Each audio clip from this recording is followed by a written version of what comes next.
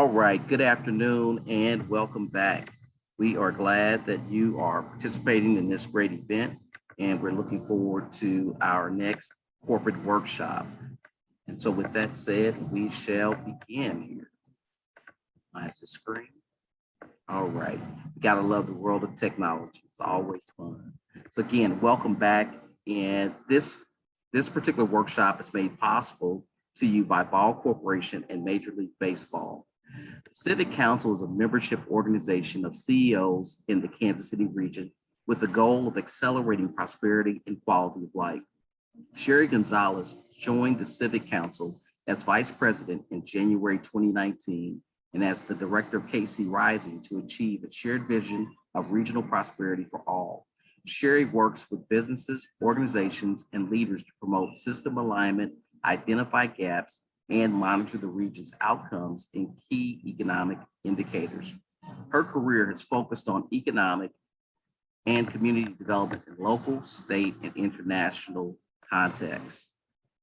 Prior to the position at the Civic Council, she served as Community, Economic, and Workforce Development Director at the Mid-America Regional Council. With early career experiences in public broadcasting, international relief, and community development, she also served on the staff of two healthcare foundations in Virginia. She holds a Bachelor of Arts in Communication and Journalism from the University of New Mexico and a Master's in Public Administration from the University of Kansas.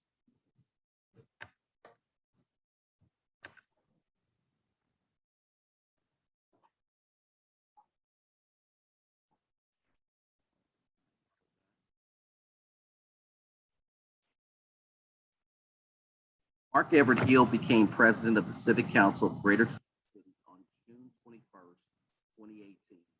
Prior to joining the Civic Council, Hill served as Chief Policy Officer at the Nashville Area Chamber of Commerce, where he led the organization's advocacy efforts to create a policy environment in which businesses can prosper. Previously, he served as Chief Education Officer for the Chamber, leading the organization's efforts to improve public K-12 education in Nashville. Prior to his appointment at the Chamber in 2007, he served as Director of the Mayor's Office of Children and Youth, MOCY, under Nashville Mayor Bill Purcell. Serving as Director of MOCY since its creation in 2002, Hill worked to coordinate the city government's efforts in the areas of early childhood education, K-12 education, and youth development. Hill is a graduate of Antioch High School in Nashville and received his Bachelor of Science at Vanderbilt University and Master of Arts at Middle Tennessee State University. I want you to please help me welcome Mark Hill and Sherry Gonzalez with the Kansas City Civic Council. Thanks, Marvin. Really appreciate that introduction. Excited to be with you all here today. I first of all want to thank Marvin for you and your leadership here in the Kansas City region on this important issue of how we bring purchasers and businesses together with diverse suppliers. And those relationships are so critical and those connections are so important to making inclusive prosperity happen. And we appreciate all the efforts that you do every day to help make that happen in the Kansas City region. I'll speak maybe a few minutes about the Civic Council, who we are and what we're working on related to this topic. And then I'm going to turn it over to my colleague, Sherry Gonzalez. So the Civic Council is as Marvin said, a member organization of about 88 members, business leaders, most of whom are CEOs of some of our larger employers in the Kansas City region. And what makes the Civic Council a little different from, say, a Chamber of Commerce is that while the Chamber of Commerce is critically important, their job really is to represent the business community, both in public policy, but also in other community issues, and to help its members grow their businesses. The Civic Council is actually a business-led organization that does not exist to serve the interests of its members. And that's just a different proposition. The whole purpose of the Civic Council is to pool these business leaders' resources, expertise, and influence to advance prosperity and quality of life for all in our region. So that's a different proposition. We tend to work on long-term challenges and opportunities facing the whole Kansas City region across the two states. On the topic of inclusive prosperity, which is one of our two strategic priorities, we are focusing our efforts in three areas.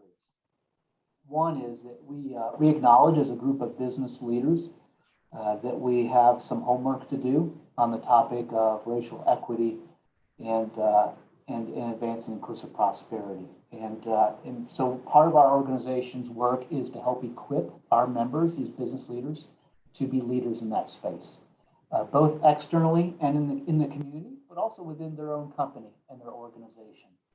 I don't think it would come as a surprise that since our membership criteria is sitting CEOs of large businesses or employers, that most of our members look a lot like me.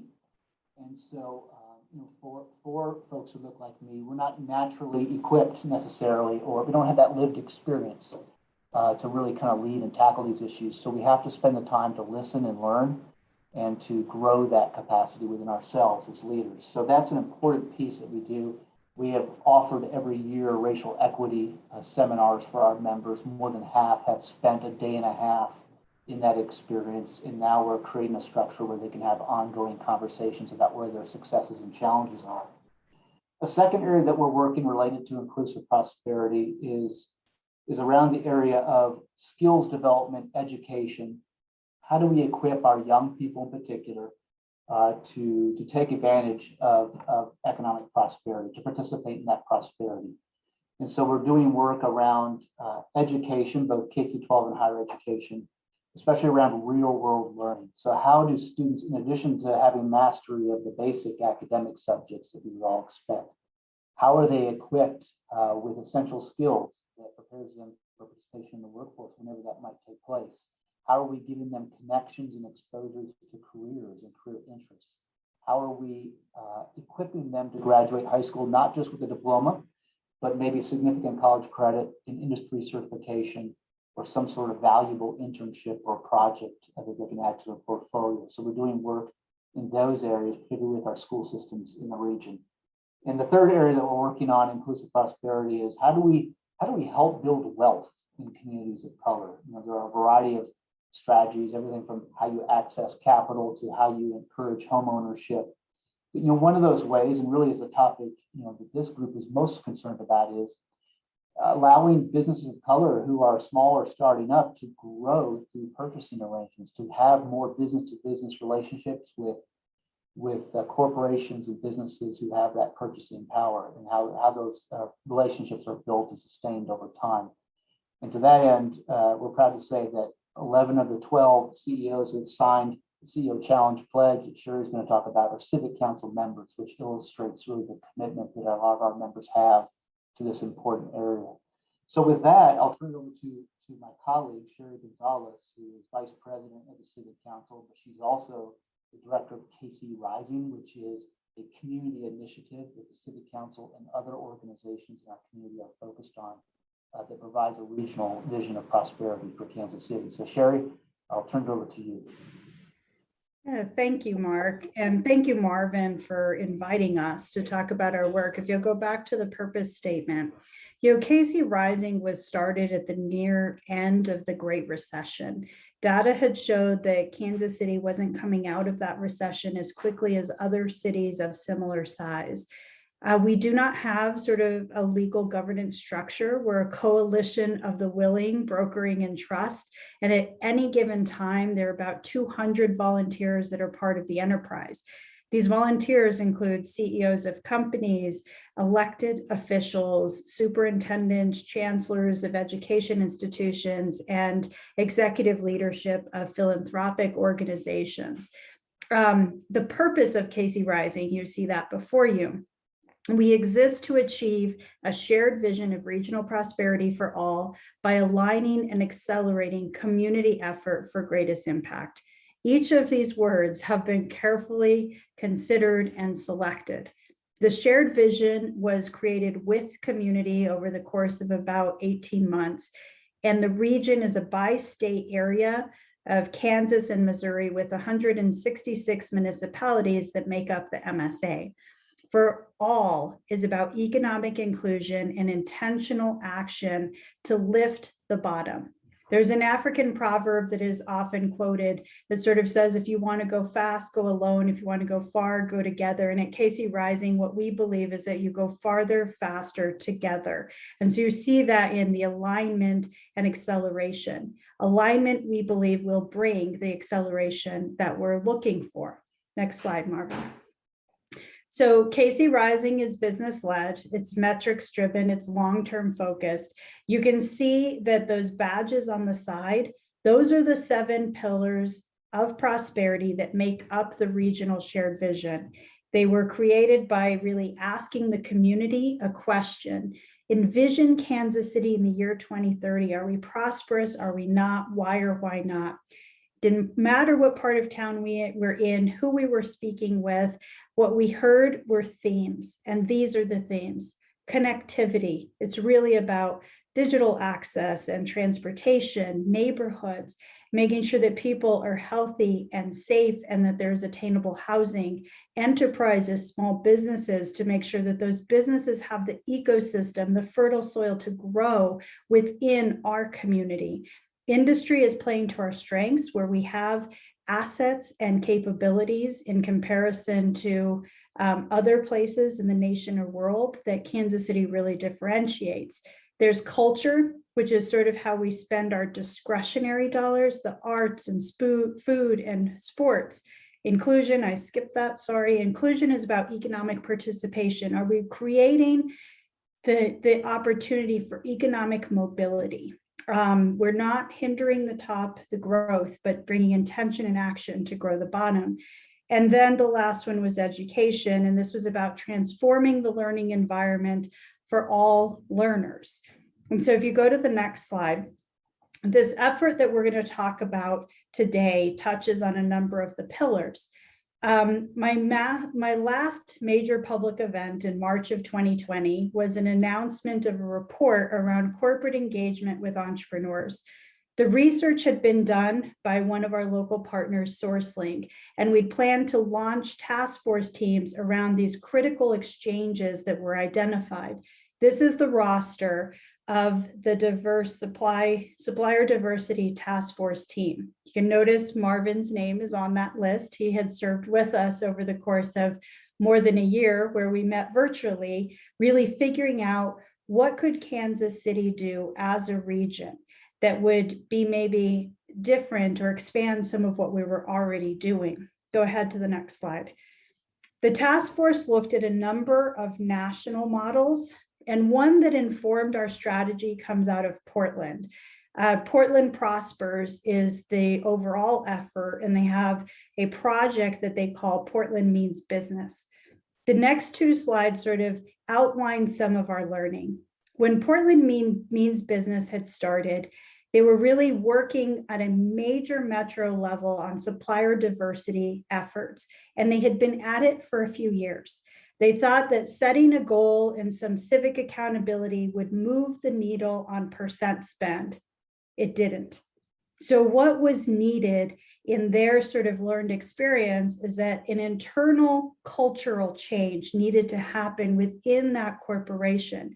There needed to be, for that to happen, there needed to be commitment from the very, very top. There needed to be intentional matchmaking, incremental goals with year-over-year growth, supportive internal policies, and relationship building, or what we've been referring to as radical social capital. Next slide, please. Additionally, some of the supports that were needed were appropriate staffing, technology tools, and some other things to just answer key questions like, how many dollars do you actually spend in a given year with these types of businesses? I know you guys are in this work, but that is a hard question sometimes to answer, especially for diffused processes where there's not a single point of procurement. And so we wanted to work with a group of businesses and really see if we could help solve some of these challenges for them. Go ahead to the next slide. We created what we call sort of a CEO pledge. And we targeted corporations where they have a choice, not those that are already mandated to do sort of inclusive purchasing with WMBE companies. We wanted a commitment from those that were doing it because they thought it was the right thing to do, but they also saw it as an economic imperative. We have a commitment today from 12 firms. At least 8 of those are on the emerging end of the work, like they weren't doing this before. They're learning how to do it with us. We have a list of another 20 to 30 firms that have put their hand up and said, we're interested in participating in this. And our goal is that over the next 12 months or so to try to get that number to 100 firms total. The focus is to build this intentional inclusive purchasing into the corporate DNA and then adequately support the effort. We talk about this as a regional economic development initiative to buy from small, diverse, and where possible, prioritize local businesses.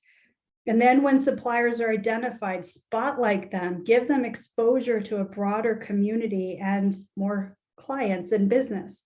And then the collective is then providing accountability with the intent to see increased growth in spend and retention of suppliers over the coming years. Go to the next slide, please. This is a list of our first cohort. Some local, some national or international firms that are also included. Like I'm sure some of you may recognize, H&R Block, Black & Veatch are international companies.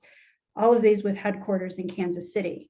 As I mentioned before, most are emerging. 8 of our 12 weren't doing this before the pledge.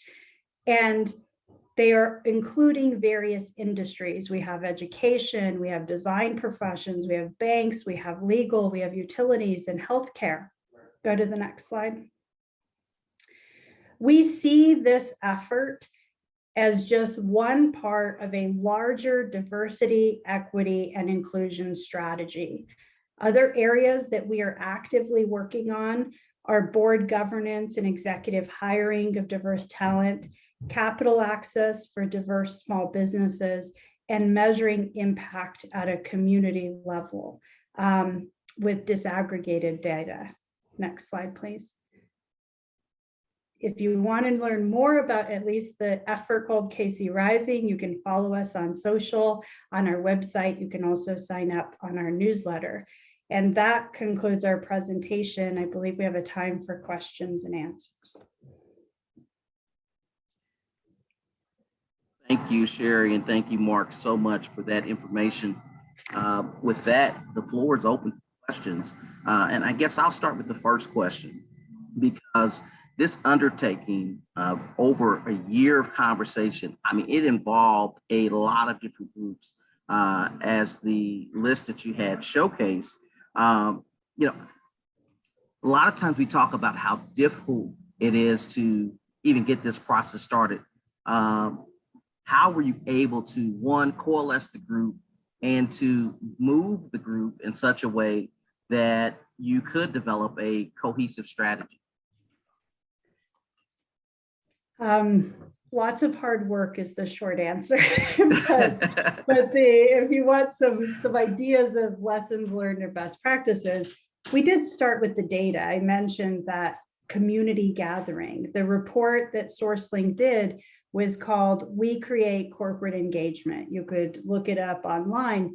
And it really looked in the data and said, what are the economic benefits when a corporation connects with an entrepreneur or a small business? And the answer, according to the data, is the benefits are many. It builds wealth, it builds economic growth in a community, it increases innovation within the company. I mean, the list goes on. And so the data was compelling. We also sort of leveraged our networks to make sure we got the right people in the room. If you wouldn't know the people on the list, but we use various dimensions of diversity in the composition of any group that we're creating. We want big, small, medium-sized firms. We want what we call the stewards of the public square, government, education, philanthropy, nonprofits, along with business. We are business-led, and so there's usually predominantly business. We wanted ecosystem builders. We wanted folks that represented folks like you, right? That are the intermediaries doing this work every day. And so there was a lot of thought that went into who to invite, a lot of work to recruit them. And then we worked really hard to make sure that we made the most of their time. We made it clear that it was a 6 to 8 month sort of window, meeting once a month, 2 hours a month. And then each meeting, we did our best to bring substantive content, to really bring the thought leadership out of that group to shape where we ended up. Now, we did not start, we did not start sort of thinking this was all going to be about diversity and small business there, because when we say corporate connection to entrepreneurs, it wasn't specific at that time to women and minority owned businesses. So I don't know if that helps, Marvin. I don't know if there's something you want to add, Mark, but that was some of what we did.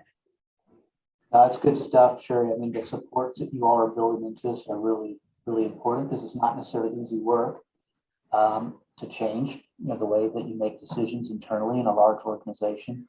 I'll just add that, as someone who has now been a participant in the business community for 16 years, there's been a definite shift, right, in how folks are thinking about both economic development and the importance of inclusive prosperity. And one of those shifts is that increasingly business leaders recognize you've got to be intentional for this stuff to really take hold. I mean, this is not a new idea. This has been around decades, but how you really drive deep change within a large organization takes, in addition to a commitment from the CEO, it takes real intentional action, because you are changing patterns and systems that have been in place since they were created in many cases. So the other piece of this is, I think, especially post 2020, there are more and more business leaders who are acknowledging their own personal role in advancing inclusive prosperity and diverse purchasing.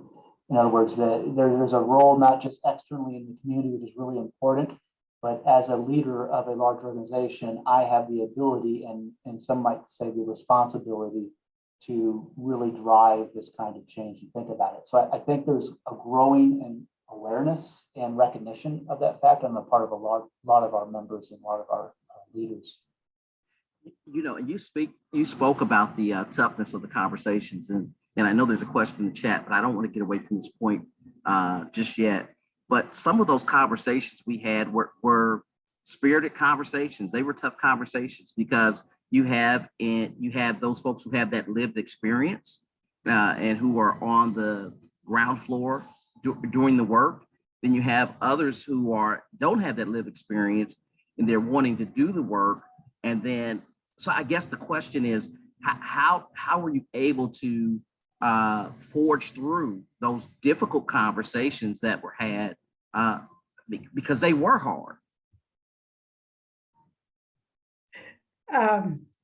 You were in those meetings, Marvin, and there were a couple of them where I thought, well, the one thing I can say is we created a safe space for people to speak their mind, right? And so one is you have to do that, create a safe space and have those hard conversations. And we worked hard to try to be I said at the beginning, right? We broker and trust to be trusted enough that people would show up and sort of say that what it is that needed to be said to address some of the things Mark was talking about. We are committed to that. When I did the introduction, we have a long-term vision. And so we don't shy away from the difficult issues. And partially because we are this collective, we gravitate toward the issues that take all of us to solve, where no one entity can solve it alone. So I think, honestly, it's because it's part of our DNA as what we like, our existence and our purpose, that we were willing to take it on, and then we will continue on this journey over years. We have our first 12, but this is really just the starting line. Awesome. And so there's a question in our chat that comes from Courtney Williams. Why do you believe there was only 50% utilization of the diversity, equity, and inclusion education measures? And is there an overall education commitment? Yeah, so I think that's a question about the racial equity seminars that we were offering to our members. So Great question, Courtney, and Evergy is really leading this space and has for a long time. I'll say that really those equity seminars were really 2.5 days. Kaufman Foundation is offering those in our region. There's a half-day groundwater data presentation and then a 2 full-day seminar. And trying to get CEOs of a large company away for 3 hours, much less 1 or 2 days, is incredibly challenging. It's just they've got so many other demands on their time. And so we had to kind of meet our members where they are. And so we worked with REI, which is a group out of North Carolina that did these to create what we call an executive track. So we took that 2.5 day experience and boiled it down to 1.5 days. And we're now about 57% of our members have done, that 1.5 day experience. And just to get a chance for a CEO to participate in something like that, we've got to schedule that 4 or 5 months in advance. And if they happen to have a board meeting on the day we pick, they've got to be at their board meeting. So there's just some logistical challenges around this. Remember, our baseline is close to 0. So we went close to 0 to 57%, and we're continuing to offer those every January so that members who couldn't do it before, or new members, or new volunteers within KC Rising have an opportunity to have that valuable experience, because it really does, I think, help create the conditions in which an entire business can really make progress on these issues. When you've got the leadership really learning at a deep level about what it takes to move the needle in this area. I would add, Courtney, a little bit about that. So KC Rising also participates in this. We ask all of our leaders who agree to lead a work group or a team of any sort, a committee, that they complete it. So we have 100% completion of our leadership. And then if you sit at, the table of any of those committees, we have asked that you voluntarily participate, because it's an important framework for the work that we're doing. And as of the last round, we're going to be doing these things again in January. We'd had 63% of our volunteers that participated. And so what I'll share from that, though, is interesting, is that the folks that participate, it changes so much how they view and their perspective on the world. We've had individuals come back and say, look, I know I'm the CEO of this company and that I'm sitting at the table, or I'm a member of the civic council, and so I was able to participate. But I now need my entire executive team to go through this. Could we expand it to include my executive team? Because we need it in our decision making as a framework. We've had nonprofits where the CEO was there, and they said, because it's business leaders that sit on their board, and they said, I can tell those that went through this and those that didn't, and I now want my entire board to go through it. Can we have them go through it in the future? And so we've continued to offer this. When we went virtual, we were able to offer it to more. So we're going deeper within the firms that are there. So while it may say 50-something%, we're actually doing a lot of work. Awesome. So, as I think about, this entire process, and I'm going back, my sense of time is warped now because of COVID, but going back to when we were at the old Westport High School, and when those conversations started with the community, what can we do, or what can we do as a resource partner, or other resource partners do, to help facilitate this conversation with corporate America? Because we know that it's difficult, but you all, you really took on this challenge, and it appears that you've done it right, and that you've been able to get corporate America on board. So what is it that we can do to maybe help accelerate some of these initiatives? I'll say one of the things we're doing, I see you there, Valerie, who joined us from Evergy. We hold them up as a shining example. They've been at this for decades, and they with this sort of pledge upped their commitment even further, even under a new CEO. I think one of the things we all need to do is make people realize that while it's hard, it's possible, right? That it isn't impossible and it's worth it. And so those two things I would say are important. The only thing I'd add to that, Sherry, is, this is advice for all of us. Change is the only constant, and change is just going to accelerate. And so I think, the ways we have approached things in the past, the way we've thought about them in the past, the systems we built, all of us got to be willing to challenge that and to adapt and to continue to find a better way, because we obviously haven't made the kind of progress we had all hoped, right? And that's not through anybody's intentional fault or anything like that, but we really got to rethink things and being willing to be open to that. New partnerships and new ways of doing this work, I think, are going to be key going forward, because we'll be challenged with a new set of environment and circumstances for as far into the future as we can see and our children can see. So being willing to adapt and change, I think, is key as well. Awesome. Awesome. Well, I want to thank you, Mark, and thank you, Sherry, for taking time to share with our corporate members this great undertaking. And again, to congratulate you on the success that you've had thus far. It was truly an honor for me to be a part of those sessions and to provide input. Your experience and perspective are much needed if we are to really have an impact on minority-owned businesses and to create wealth within disinvested communities. So on behalf of the Mountain Plains Minority Supplier Development Council, I want to sincerely thank you for participating and look forward to building an even stronger relationship with each of you. Thank you so much.